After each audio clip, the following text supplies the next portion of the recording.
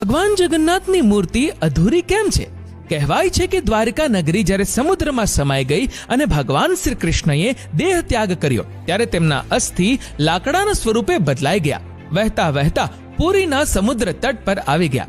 રાજા ઇન્દ્રદ્યુમ્નને સ્વપ્ન આવ્યું કે તે આ દિવ્ય લાકડામાંથી ભગવાનની મૂર્તિ બનાવડાવે. એક વૃદ્ધ સુથાર સ્વયં ભગવાન વિશ્વકર્મા મૂર્તિ બનાવવા આવ્યા, પરંતુ એક શરત રાખી, જ્યાં સુધી હું મૂર્તિ બનાવી ના લઉં કોઈએ અંદર આવવું નહીં. 21 દિવસ થયા અને રાજાની ધીરજ ખૂટી અને રાજાએ દરવાજો ખોલી નાખ્યો. ભગવાન વિશ્વકર્મા અદ્રશ્ય થઈ ગયા અને ભગવાનની મૂર્તિ અધૂરી રહી ગઈ, હાથ પગ વગરની.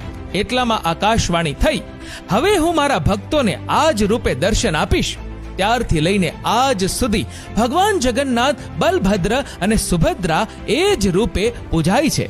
કહેવાય છે કે આ ફક્ત મૂર્તિ નથી, સ્વયં ભગવાન બિરાજ